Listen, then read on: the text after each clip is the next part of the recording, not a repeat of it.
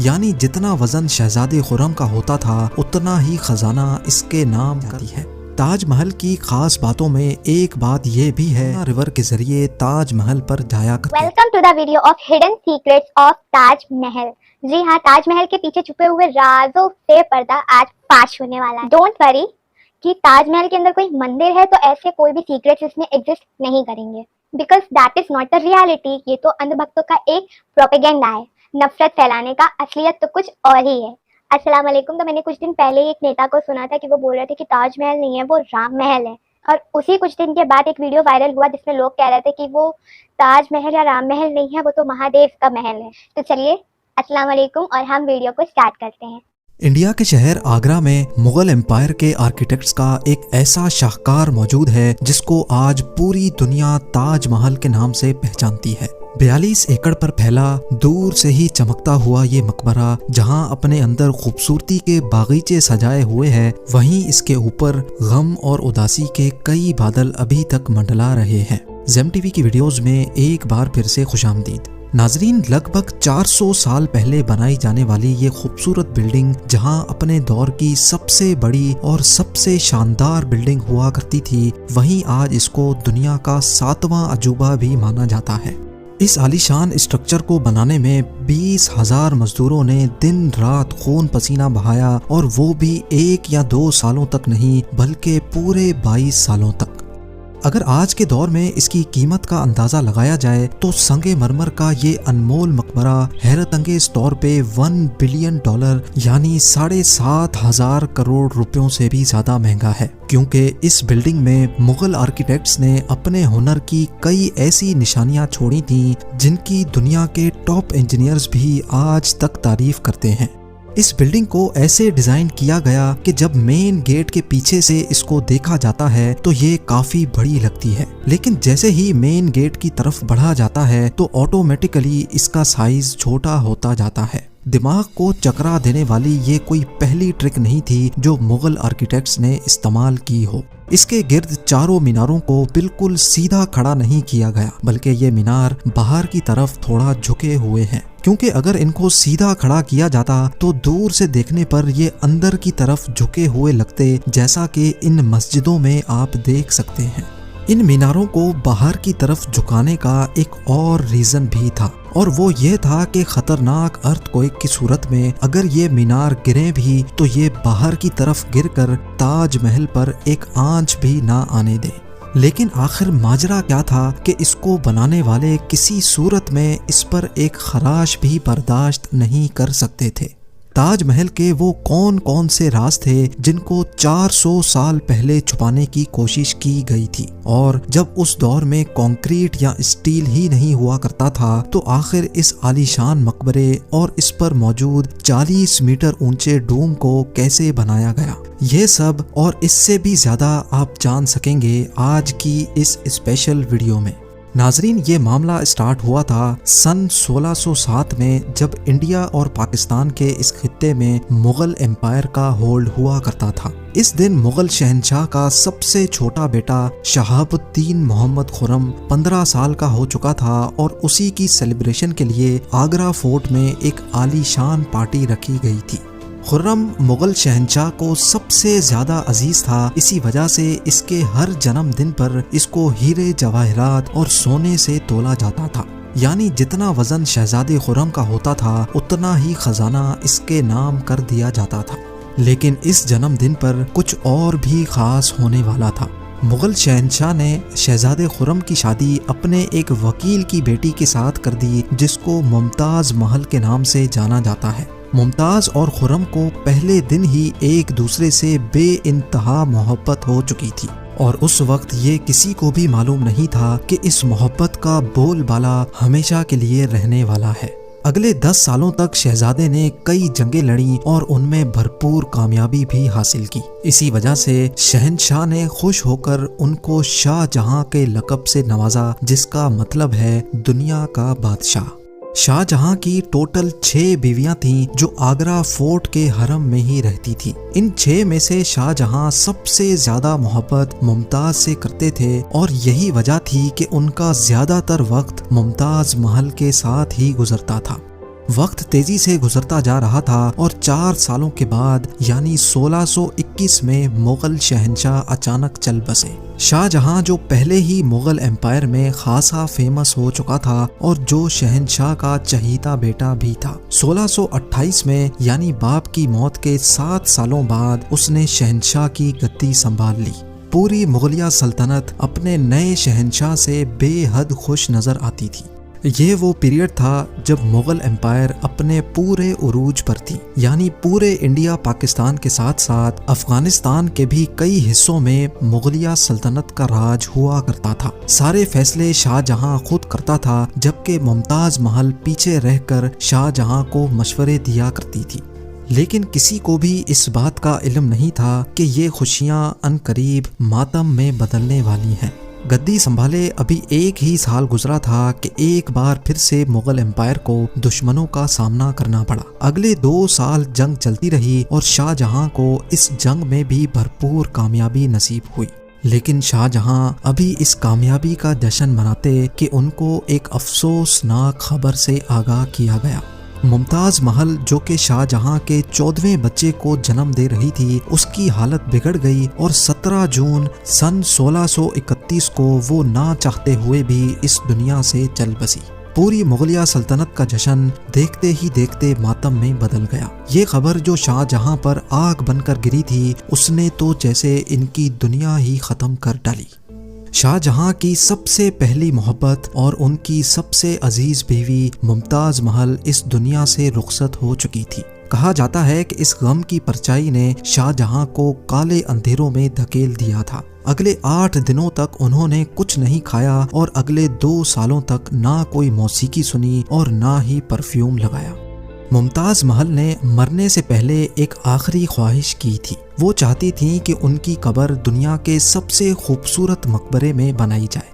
इस टास्क को और मुमताज महल की आखिरी ख्वाहिश को पूरा करने के लिए शाहजहां ने अपनी सारी दौलत और पूरी जिंदगी वक्फ करने का इरादा कर लिया। मुमताज के गुजरने के 6 माह बाद यानी 1632 में ही ताजमहल की कंस्ट्रक्शन का काम शुरू कर दिया गया। करीब 20,000 से भी ज्यादा मजदूर, पत्थर तराश और कारीगरों को पूरी सल्तनत से इकट्ठा किया गया। लश्करों के लश्कर शाहजहां के हुक्म पर आगरा बुलवा लिए गए थे। क्योंकि मुमताज की कब्र यमुना रिवर के बराबर में मौजूद थी, इसी वजह से इस जगह पर दुनिया की सबसे खूबसूरत बिल्डिंग बनाना काफी मुश्किल टास्क था। रिवर के किनारे जमीन काफी सॉफ्ट होती है और अगर यहाँ खुदाई का काम किया गया तो पानी का बहाव ताजमहल की फाउंडेशन को भी नुकसान पहुंचा सकता था। इस मसले से निपटने के लिए मुगल इंजीनियर्स ने यहाँ सबसे पहले जमीन के अंदर कई कुएं खुदवाना शुरू किए। मजदूर ये कुएं तब तक खोदते रहते जब तक खुश्क जमीन नजर ना आ जाती थी। इन कुओं को पत्थरों और गारे से भरा गया और फिर उसके ऊपर पत्थरों के बड़े बड़े कॉलम्स खड़े किए गए। इस सारे काम को अंजाम देने के लिए मजदूरों के साथ साथ हाथियों की एक बहुत बड़ी फौज को भी इस्तेमाल किया गया। मुगल इंजीनियर्स की ये ट्रिक काम कर चुकी थी और अब एक ऐसी मजबूत फाउंडेशन तैयार थी जो नरम जमीन पर भी फौलाद बनकर खड़ी थी। फाउंडेशन के बाद अब बारी थी एक ऐसे बिल्डिंग डिजाइन की जो आज से पहले किसी ने भी ना देखा हो। एक ऐसा डिजाइन जो पिछले सारे रिकॉर्ड तोड़ डाले। ताजमहल के डिजाइन का आइडिया शाहजहां ने अपने बाप दादा के मकबरों से लिया था। बाप के मकबरे से मीनारों का आइडिया लिया गया, दादा के मकबरे से बिल्डिंग कोर का आइडिया लिया और अपने अंकल के मकबरे से डोम का आइडिया लिया था। और जब इन सबको कंबाइन किया गया तो एक शानदार और आलीशान डिजाइन उभर कर सामने आया। बिल्डिंग के स्ट्रक्चर को बनाने के लिए लाखों नहीं करोड़ों ईंटें मौके पर ही बेक की गई। ये सब इतना आसान नहीं था और इसमें लातादाद पैसे भी बहाए जा रहे थे। हर गुजरते दिन शाही खजाना तेजी से खाली होता जा रहा था, लेकिन शाहजहां को किसी चीज की परवाह नहीं थी। बस उनको ये काम हर कीमत पर कंप्लीट करना था। कहा जाता है कि ताजमहल की कंस्ट्रक्शन में इतने ज्यादा लोग लगाए गए थे कि इनकी वजह से आसपास के इलाकों में खाना पीना खत्म हो गया था। 20,000 मजदूरों और कारीगरों की डिमांड पूरी करने के लिए शाहजहां ने आसपास के तमाम इलाकों से अनाज आगरा मंगा लिया था। कई सालों की मेहनत के बाद बिल्डिंग का स्ट्रक्चर कंप्लीट हो चुका था और अब बारी थी इसको संगमरमर से सजाने की। ये संगमरमर आगरा से 400 किलोमीटर दूर राजस्थान से मंगाया जाना था, क्योंकि यहाँ का मकराना मार्बल आज तक दुनिया का फाइनेस्ट मार्बल माना जाता है। शाहजहां ने ताजमहल के लिए पूरा मकराना मार्बल रिजर्व कर लिया था, यानी जब तक ताजमहल की डिमांड पूरी नहीं हो पाएगी तब तक किसी को भी ये मार्बल खरीदने की इजाजत नहीं थी। 1000 हाथियों की मदद से हजारों टन वजनी मार्बल राजस्थान से आगरा मंगाया गया।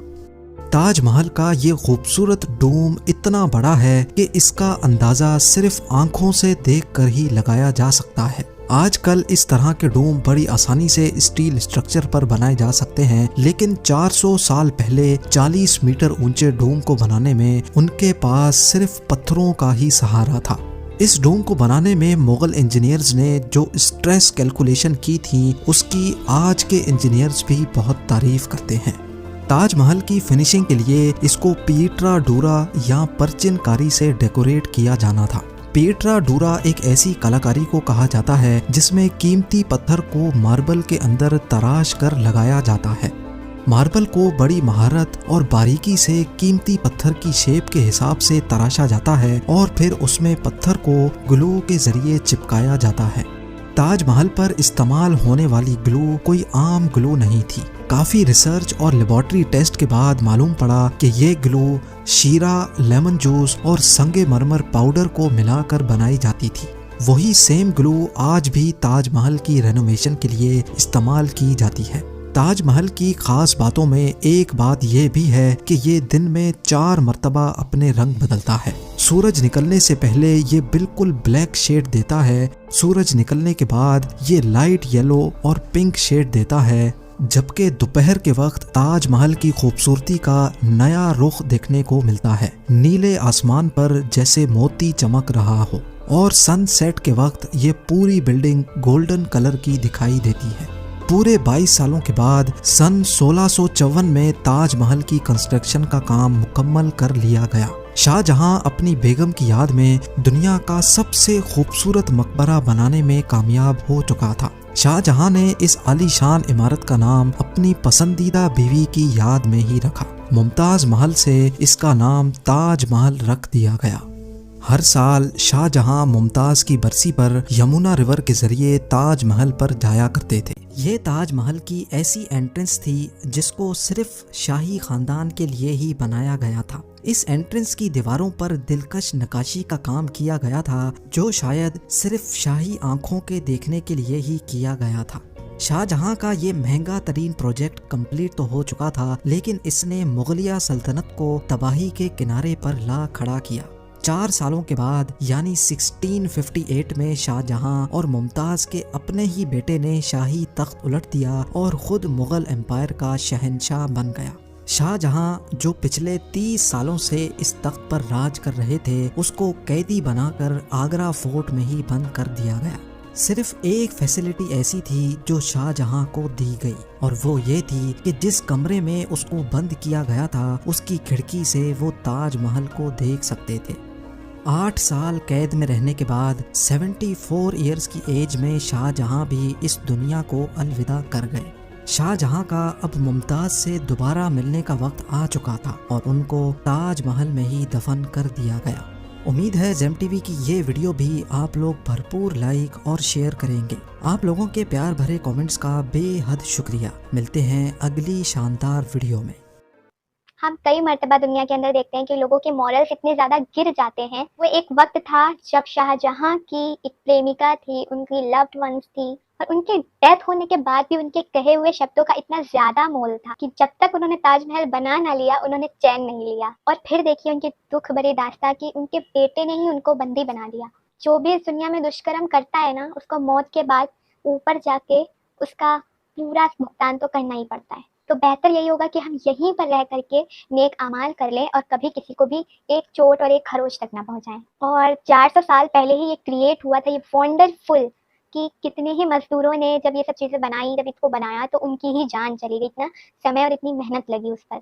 सो वो कहते हैं ना कि room was not built in a day. तो कोई भी चीज़ होती है ना कि हम अपनी किसी मिशन को पूरा करने के लिए निकलते हैं, तो इट डजेंट मीन कि वो समय नहीं लेगा। आप कोई भी चीज़ स्टार्ट करोगे, वो चीज़ आपका समय लेगी और आपको उसको समय देना पड़ेगा, तभी तक आपका मिशन पूरा होगा, अदरवाइज नहीं हो सकता है। सालों लग जाते हैं, पर जब तक कि हमारे अंदर वो डेडिकेशन नहीं आएगा ना, तब तक कि वो चीज़ नहीं हो सकती है। जिस दिन वो डेडिकेशन आ गई, कोई भी इंसान उस चीज़ को होने से रोक भी नहीं सकता है। तो हम अल्लाह ताला से सिर्फ इतनी दुआ करते हैं कि हाँ, आपके हर नेक काम को अल्लाह ताला अंजाम करवाए और आपको हर वो ख्वाहिश पूरी करे जो भी आपकी है, और हमें दोनों जहान, मरने के बाद और मरने से पहले जो जहान है हमारा, उसमें खुशियाँ अता फरमाए और हमारे गुनाहों को माफ़ फरमाए। तो आज के लिए इतना ही, और अगर आपको ये वीडियो अच्छी लगी है तो लाइक शेयर सब्सक्राइब कर लेना। भाईजान का भी वीडियो लाइक करना और उनके चैनल को सब्सक्राइब करना और कमेंट करना कि कैसा लगा है। और फिर हम मिलते हैं नेक्स्ट वीडियो में। तब तक के लिए अपना ख्याल रखिए। अस्सलाम वालेकुम। अल्लाह हाफ़िज़।